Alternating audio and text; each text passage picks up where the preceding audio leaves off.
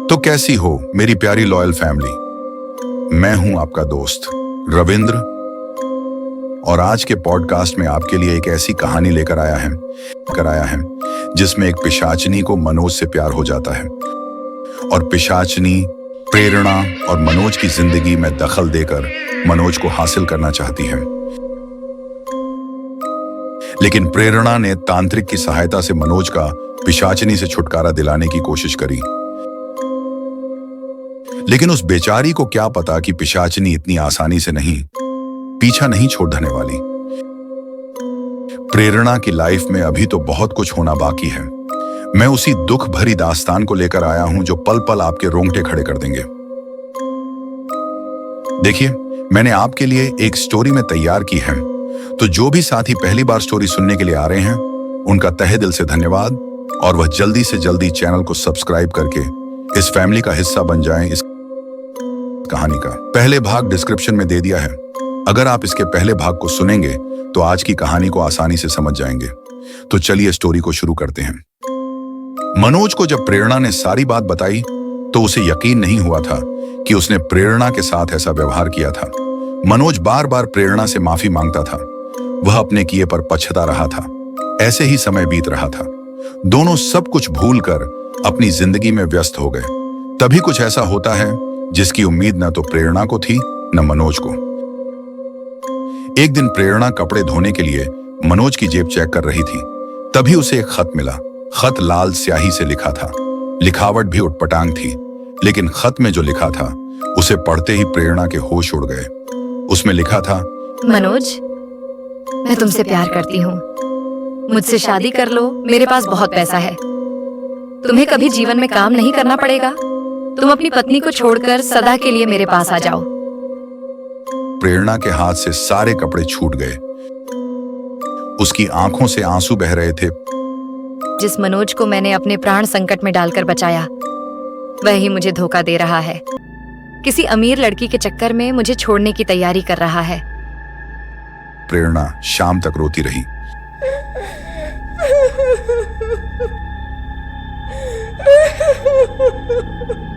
शाम को जब मनोज आया तो प्रेरणा ने उसके सामने वह खत रख दिया। मनोज ने सफाई देते हुए कहा, हाँ प्रेरणा, कल ये खत मुझे एक बच्चा पकड़ाकर चला गया था। तब से मैंने कई बार इसे पढ़ा। मुझे कुछ समझ नहीं आ रहा था। शायद किसी ने मजाक किया हो या बच्चा गलती से इसे मुझे पकड़ा गया। प्रेरणा बोली, देखो मनोज, सच सच बताओ, तुम मुझसे कुछ छुपा तो नहीं रहे हो? मनोज ने कहा, प्रेरणा मेरा विश्वास करो, मैं तुम्हारा साथ जीवन भर नहीं छोड़ूंगा। प्रेरणा ने उस खत को फाड़कर फेंक दिया और खाना बनाने चली गई। रात का समय था। दोनों अपने कमरे में सो रहे थे। कुछ देर बाद प्रेरणा पानी पीने उठी तो उसे खिड़की पर एक औरत का साया दिखाई दिया। इससे पहले कि प्रेरणा कुछ सोच पाती, वह साया तेजी से प्रेरणा के सामने आकर खड़ा हो गया।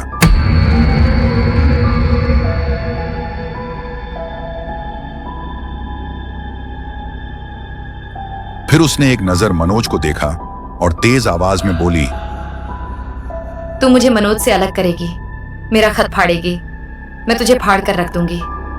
मनोज मेरा है, मैं इसे किसी भी हाल में नहीं छोड़ सकती। प्रेरणा को कुछ समझ नहीं आ रहा था। वो कुछ बोलना चाहती थी, लेकिन उसकी आवाज नहीं निकल रही थी। वह पसीने पसीने हो गई थी। तभी वह साया आगे बढ़ा और उसने एक हाथ से प्रेरणा का गला पकड़ लिया। प्रेरणा दोनों हाथों से अपने आप को छुड़ाने की कोशिश कर रही थी। तभी उसकी आंख खुलती है। कमरे में कोई नहीं था। वह सपना देख रही थी। प्रेरणा चीखने लगी, मनोज, मनोज, वो फिर आ गई। वो तुम्हें ले जाएगी। मनोज ने उठकर लाइट जलाई। प्रेरणा मनोज से लिपट गई। मनोज को प्रेरणा ने सारी बात बता दी। मनोज भी डर गया। उसने उठकर देखा, लेकिन वहां कोई नहीं था। अगले दिन दोनों तांत्रिक के पास पहुंचे। उसने कहा, मैं जानता था वो इतनी आसानी से पीछा नहीं छोड़ेगी। मनोज बोला, बाबा कोई तो रास्ता होगा। तांत्रिक बोला, रास्ता है तेरी मौत। पिशाचिनी तुझे मारकर पिशाच बनाना चाहती है, जिससे वह तेरे साथ रह सके। प्रेरणा ने तांत्रिक की ओर गुस्से से देखा। बाबा, आपके पास कोई रास्ता नहीं है तो बता दीजिए, हम कहीं और चले जाते हैं। तांत्रिक उसी समय आंख बंद करके बैठ गया। कुछ देर बाद बोला, तुझे केवल एक ही तरीके से बचाया जा सकता है, वह है उस पिशाचिनी को धोखा देकर। मनोज बोला, लेकिन कैसे बाबा, कैसे धोखा देंगे उसे? तांत्रिक ने आगे कहना शुरू किया, तुझे यह दिखाना होगा कि तू भी उसके प्यार में पागल हो चुका है और अपनी पत्नी को छोड़ना चाहता है, लेकिन वह तुझे नहीं छोड़ रही है। ऐसे में वह प्रेरणा पर हमला करेगी। उसी समय हम उसे भस्म कर देंगे। प्रेरणा बोली, मैं अपने पति को मरने के लिए नहीं छोड़ सकती। मनोज यह सुनकर गुस्से में बोला, नहीं बाबा, और कोई रास्ता बताइए। इस बार भी हम चूक गए तो वह प्रेरणा को मार देगी। तांत्रिक ने कहा, बेटा तू उसकी चिंता मत कर, इसे कुछ नहीं होगा। इस बार मैं ऐसा जा बिछाऊंगा कि वह बच नहीं पाएगी। जैसा तांत्रिक ने बताया था, मनोज ने वैसा ही किया। वह उसी सुनसान सड़क पर पहुंचकर पिशाचिनी को बुलाने लगा। मनोज बुरी तरह रो रो कर उसे बुला रहा था। कहां हो तुम? मैं तुमसे प्यार करने लगा हूं। मुझे पता है तुम भी मुझसे प्यार करती हो। मेरे पास आओ। कुछ ही देर में तेज हवा चलने लगी और मनोज को एहसास हुआ कि उसके पीछे कोई खड़ा है। पीछे एक काफी खूबसूरत लड़की खड़ी थी। वह बोली, तुम मुझसे प्यार करते हो, यह सुनकर बहुत खुशी हुई। चलो हम एक नई दुनिया बसाएंगे। मनोज बहुत डर गया था, लेकिन वह इतनी सुंदर थी कि एक बार मनोज भूल गया कि यह इंसान नहीं है। वह बोला, मेरी पत्नी मेरा पीछा नहीं छोड़ेगी। वह बोली, तुम उसकी चिंता मत करो, मैं उसे मार दूंगी। मनोज ने कहा, कब मारोगी? यह सुनकर पिशाचिनी हंसने लगी।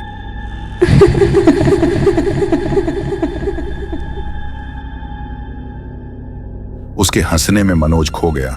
ऐसा लग रहा था जैसे वह सच में उससे प्यार करने लगा हो। कुछ ही देर में वह चली गई। चारों ओर सन्नाटा छा गया। मनोज अपने घर आ गया। प्रेरणा को उसने सारी बात बता दी। मनोज एक सुंदर लड़की से बात करके आया था। उसकी हंसी उसके दिलो दिमाग पर छा चुकी थी। मनोज जब सोने के लिए लेटा तो उसे नींद नहीं आ रही थी। रह रहकर उसका ख्याल उसे परेशान कर रहा था। अगले दिन जब मनोज काम पर चला गया, प्रेरणा तांत्रिक के पास गई। तांत्रिक ने कहा, तेरा पति खुद उसके प्यार में पड़ गया, अब मैं क्या कर सकता हूं? वह उसके वश में हो गया है। तांत्रिक ने मंत्र सिद्ध करके एक माला प्रेरणा को दी और कहा, बेटी इसमें मेरी शक्तियां छुपी हुई हैं, बस इसे कभी अपने से अलग मत करना। जब भी पिशाचिनी तुझ पर वार करेगी, खुद भस्म हो जाएगी। प्रेरणा ने घर आकर मनोज को सारी बात बताई, लेकिन मनोज ने इसे एकदम झुठला दिया।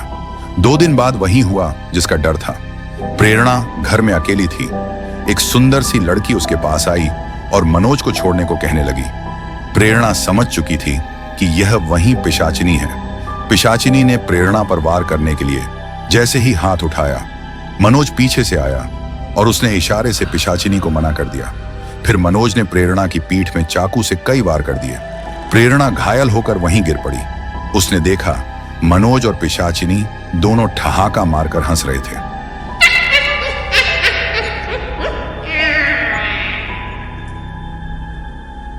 प्रेरणा का पूरा शरीर दर्द से कराह उठा। उसकी आंखों के सामने धुंधलापन छाने लगा। वह देख रही थी कि मनोज, जिसे वह अपना सब कुछ मानती थी, अब किसी और के वश में था। वह अब उस मनोज को नहीं पहचान पा रही थी जिसे उसने इतना प्रेम किया था। पिशाचिनी मनोज के कंधे पर हाथ फेरते हुए बोली, देखा मैंने कहा था ना, तुम अब मेरे हो चुके हो। मनोज ने सिर हिलाया और एक ठंडी मुस्कान दी। हाँ, मैं तुम्हारा ही हूं। यह औरत अब मेरे रास्ते में नहीं आएगी।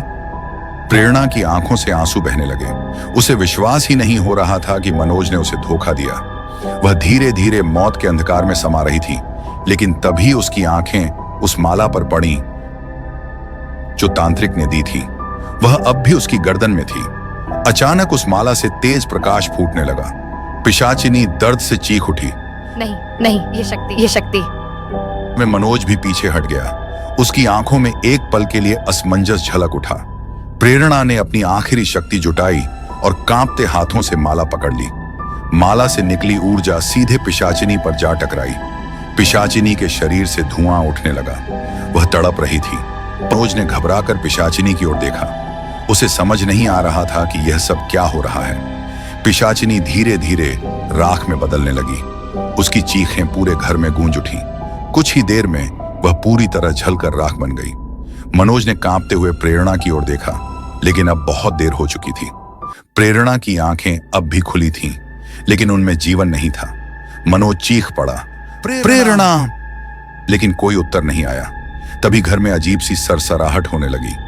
मनोज ने पीछे मुड़कर देखा, राख से एक काला धुआं निकल रहा था। धुएं में एक आकृति बन रही थी प्रेरणा की। वह अब पिशाचिनी बन चुकी थी।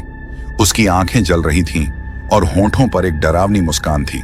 वह धीरे धीरे मनोज की ओर बढ़ी। मनोज पीछे हटने लगा, लेकिन अब कोई बचाने वाला नहीं था। तूने मुझे धोखा दिया मनोज। मैं तुझे छोड़ूंगी नहीं। अब मैं तुम्हें नहीं छोड़ूंगी मनोज। कमरे में एक दर्दनाक चीख गूंज उठी।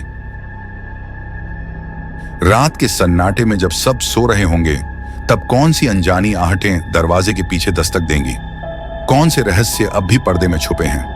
और सबसे खौफनाक सवाल, क्या सच में यह खत्म हो चुका है या डर की असली शुरुआत अभी बाकी है? आपको यह कहानी कैसी लगी? क्या आपने कभी ऐसा कोई खौफनाक अनुभव महसूस किया है? हमें कमेंट में जरूर बताएं और अपना नाम व शहर लिखना न भूलें, क्योंकि अगले भाग में हम आपके नाम को कहानी में शामिल करेंगे। अगर आपके पास भी कोई रियल हॉरर एक्सपीरियंस या लोकल डरावनी कहानी है जिसे आप इस प्लेटफॉर्म पर देखना चाहते हैं, तो हमें कमेंट में बताइए या हमारे सोशल मीडिया पर मैसेज करें। अगर आप इस चैनल पर नए हैं तो जल्दी से सब्सक्राइब करें और बेल आइकन दबाएं ताकि आप कोई भी डरावना अपडेट मिस न करें। लाइक करें, अपने दोस्तों के साथ शेयर करें और इस खौफनाक सफर का हिस्सा बनें, क्योंकि डर की असली कहानी अभी बाकी है। हॉरर कल्पना यूट्यूब चैनल पर अपने दोस्त रविंद्र के साथ।